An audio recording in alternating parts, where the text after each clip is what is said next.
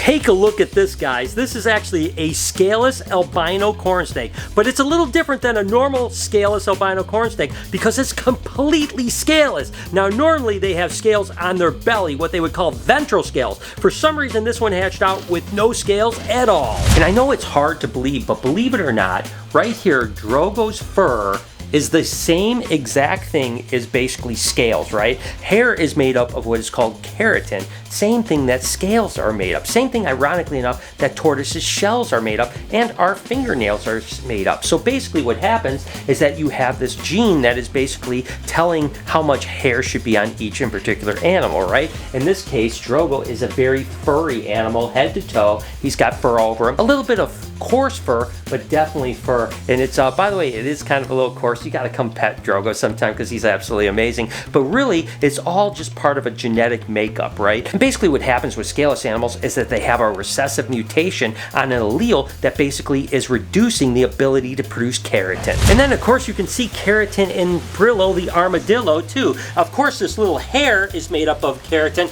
but believe it or not, so is his shell. His outer layer is actually made up of a dark keratin as well. So keratin plays a role in so many different animals, including my buddy Brillo, which by the way is getting so big. I can't believe how big Brillo is getting. And where are you going, buddy? Come on over here. Come on over here. Come on over here.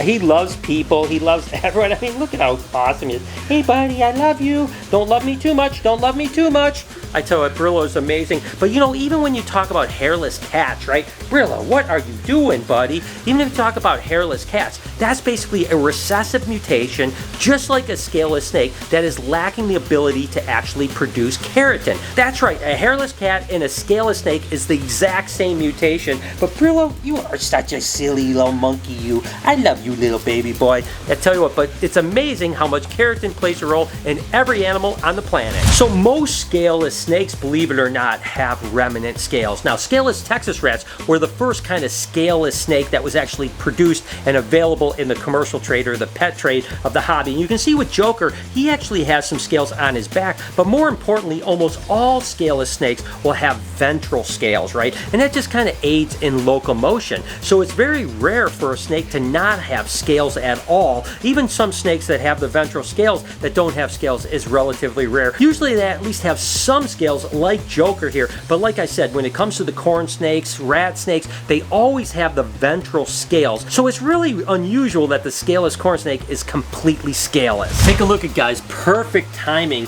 Actually, Verde, the green anaconda, shed out. So this gives me an opportunity to show you, and it looks like a really nice shed here. Just gonna try to get it out without breaking it. Where's it at here? Looks like a really beautiful shed. But you can see here, look at all the scales in this actual shed, right? These are all the little scales, right? And of course, these are the ventral scales I was talking about on Joker right here. Now, on the other hand, this is actually Joker's shed. So people ask all the time, do scaleless snakes shed? Yes, they shed, but see the difference between these two sheds right here, where this is all scalation, and then this has got big blank spots, almost like just normal skin, right? And then you can see the remnant scales coming through the back on the dorsal right here, and then again, we have all of the ventral scales right here, right? So it's pretty interesting to see the difference between a scaled animal and a scaleless animal shed. It's just kind of a cool time and perfect timing for Verde to shed. So this happens to be what they call a silver queen scaleless corn snake, and you can see it has ventral scales on it, just like most of the other animals that are scaleless, right? Now you got to remember that scales are used as armor, right? That's one of the snake's defenses, so that when it's in the wild, whether it's climbing on things or whether it's getting a rodent, because when it constricts that rodent might actually bite on the snake. Well, that armor actually protects the animal. When it's lacking the armor, it's like skin, and it can actually tear relatively easily, just like our skin for that matter. So the one thing when you do have a scaleless snake is to not feed it live rodents, right? So we feed frozen to all of our scaleless snakes, and that's the only thing in captivity that you have to worry about. Other than the fact that they could get bitten by a live rodent, there's really nothing else that actually deters their health, right? So a scaleless snake like this scaleless silver queen right here is actually going to live a full life just like any other snake, and it is an absolute ripper. I mean, just look at how beautiful that snake is. We were lucky enough to import the first scaleless head ball python. You can see this is one of the babies we produced this year. You can see all the lack of scalation on the head. And what ended up happening was it was an incomplete dominant animal. And when we bred two scaleless heads together, sure enough, we produced the very first scaleless ball python.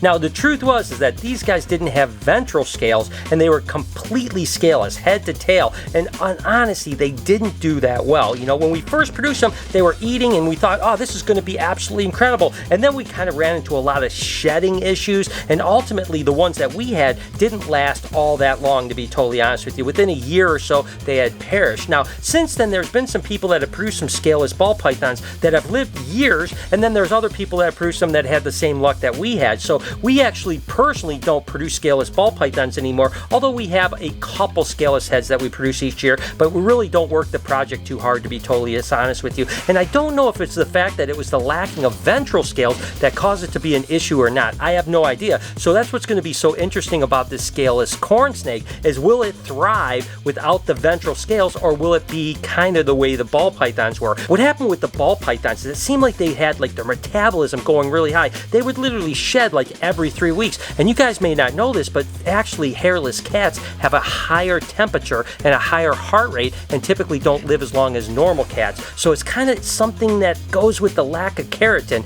that I find very interesting. Now, the scaleless rat snakes and corn snakes that do have ventral scales have seemed to live full life, so it's kind of interesting. But nevertheless, we were really excited that we pioneered the scaleless ball python. We were kind of bummed out that it didn't work out as well as the scaleless rats and corns. Interestingly enough, the same thing happens with bearded dragons. Betty White is what they would call a leatherback, and the reason they call them a leatherback is a normal bearded dragon have all kinds of spikes on their back, and the leatherbacks actually are lacking a lot of the spikes and are more smooth. They're still a little bumpy, but they're a little bit more smooth, and that's an incomplete dominant animal, meaning that if you bred a leatherback to a normal, about half the babies would come out leatherback. Now, when you breed leatherback to leatherback, you actually produce what's called a silky, which is a scaleless bearded dragons, much like the ball python and stuff like that. And honestly, the silky bearded dragons need a lot more care. They typically don't live as long as a normal bearded dragon, and you have to really work on their shed issues. As a matter of fact, a lot of people use what's called bag balm, which is like an ointment to keep them lubricated that they use for sheep, actually. And it helps them shed, which makes it a little bit easier from it going. But there's definitely a higher care to the silky bearded dragons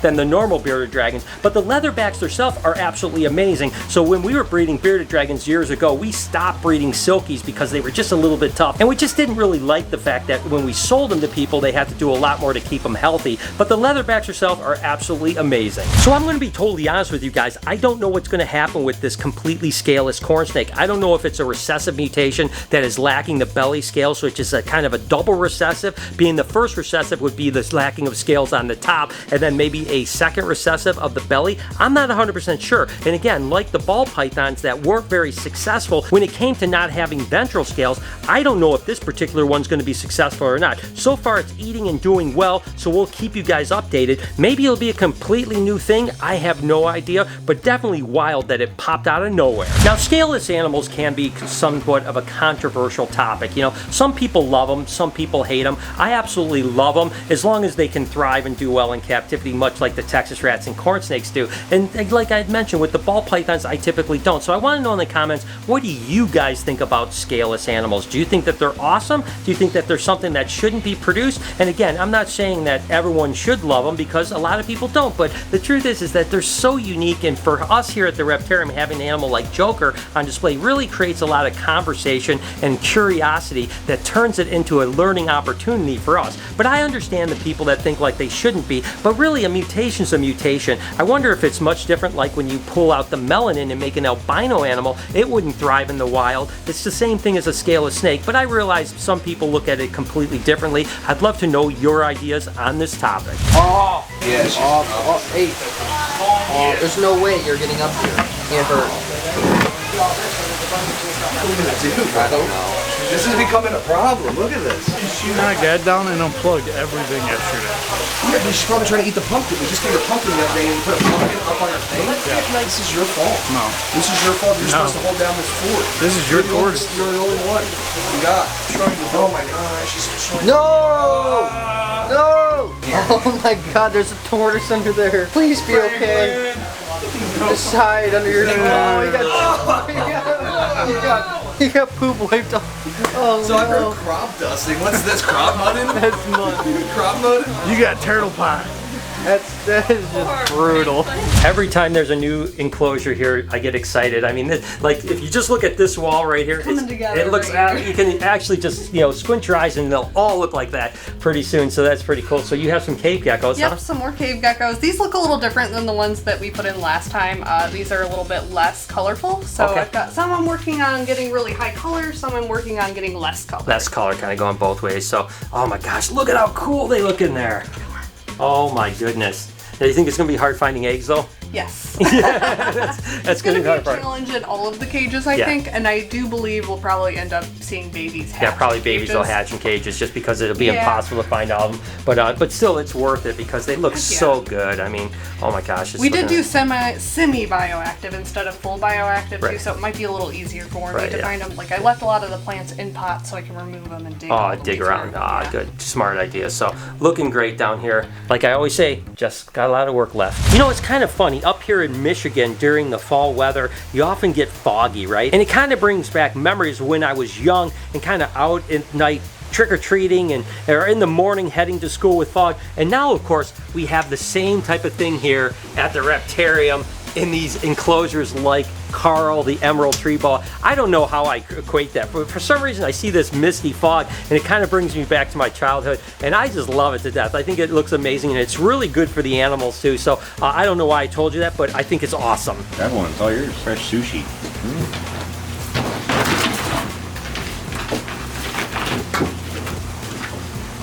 Whoops, sorry, bud. Didn't mean to scare you. It is still a pretty substantially large fish, so I wonder if this will just be it for him or not. I don't try to overfeed our animals, but it is important that they get what their filling is. And unlike us as humans, when they're done, they're done. So which one you want? The head, the tail, the middle parts? Oh, he's going for the thick part. He's going for the thick part. Oh, no, head. Went for the head. He went for the head. See, I wonder if they just, like, when they see eyes immediately, that triggers the thought of food over other things. So that'd be kind of cool if that was part of it, but maybe I'm just being a little delusional. I don't know. I just try to think like they're thinking like in their wild mind, you know? Can you see inside there? You can even see the tail still in there. Because these guys will almost gullet their food similar to like a lot of pelicans. I know I've mentioned that before, but it's such a unique thing with these guys. It's so cool. And not unique with crocodile monsters, unique with varanids. All varanids pretty much do it. Are you gonna get it for another one? Alright, this is the last one, homie. I gotta cut you off. Oh, see, he like that. Then he goes for the thicker part. He didn't even want that tail. That was an awesome shot of them teeth, though. They are getting bigger. Those teeth are getting bigger. Hope you guys enjoyed today's video and learned a little bit about scaleless snakes and how they all work. As always, I enjoyed trying to teach you guys about it. If you liked the video, could you do me a favor, hit a playlist right over here. You can also do me another favor, subscribe to the channel right over here. I appreciate you guys so much. Have an absolutely wonderful day, Reptile Army. Remember, be kind to someone, and I promise I'll see you in the next one.